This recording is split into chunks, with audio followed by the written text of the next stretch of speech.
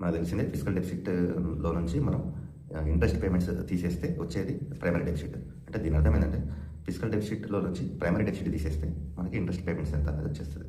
ఇప్పుడు మనకి ఎకనామిక్ సర్వేలో డేటా ఇచ్చిండు, గణాంకాలు ఇచ్చిండు అనమాట. ఈ 2020 నుంచి 2026 వరకు ప్రైమరీ డెఫిసిట్ ఎట్లా మారుకుంటూ వచ్చింది, ఫిజికల్ డెఫిసిట్ ఎట్లా మారుకుంటూ వచ్చింది. ఇప్పుడు 2021లో లెక్కలు చూస్తే ఫిజికల్ డెఫిసిట్ వచ్చేసి 9.2% ఆఫ్ జీడిపి, ప్రైమరీ డెఫిసిట్ వచ్చేసి 5.7% ఆఫ్ జీడిపి.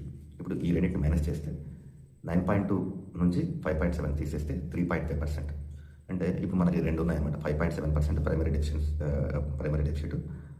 దీని అర్థమైంది 5.7% అంటే ఆ ఆర్థిక సంవత్సరానికి 2021 ఆర్థిక సంవత్సరానికి సంబంధించిన వ్యయం ఖర్చు ఏదైతే ఉందో అది మీట్ కావడానికి ఆ సంవత్సరానికి సంబంధించిన ఖర్చు పరంగా మనం ఎంత అప్పు చేయాల్సి వచ్చింది అంటే 5.7% ఆఫ్ జీడిపి.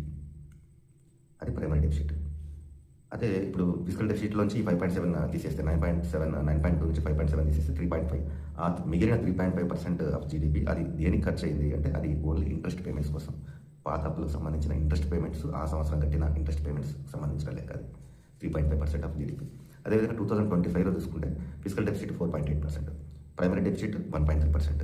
అంటే 1.3% ఆఫ్ జీడిపి ఎందుకు ఖర్చు చేసినామంటే 2025 ఆర్థిక సంవత్సరంలో ఆ ఆర్థిక సంవత్సరంలో ఖర్చులను భరించడం కోసం మాత్రమే 1.3% ఆఫ్ జీడిపి అంత అప్పు తెచ్చుకున్నట్లు లెక్క ప్రైమరీ డెఫిసిట్. అది మిగిలింది అంటే 4.8లో ఈ 1.3 తీసేస్తే 3.5%. ఈ 3.5% దేని పోయినట్లు అంటే ఇంట్రెస్ట్ పేమెంట్స్ కోసం పోయినట్లు.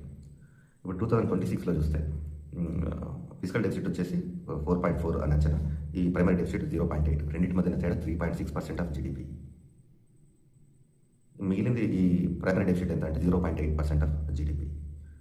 ఇంకో విషయం ఏంటంటే ఈ ప్రైమరీ డెఫిసిట్ 0 అయితే అర్థమైంది, 0కి వెళ్తే అంటే ప్రైమరీ డెఫిసిట్ 0కి వెళ్తే దాని అర్థం ఏంటంటే ఆ ఆర్థిక సంవత్సరానికి సంబంధించిన ఖర్చులన్నీ కూడా ప్రభుత్వమే అప్పులు చేయాల్సిన అవసరం లేకుండా తన సొంత ఆదాయ వనరులతోనే ఖర్చు చేయగలిగిందని అర్థం. అప్పు అవసరం లేదు ఆ సంవత్సరం కోసం. చేస్తే పాత అప్పుల వడ్డీ చెల్లింపుల కోసం చేయాలి. ఇది సంగతి.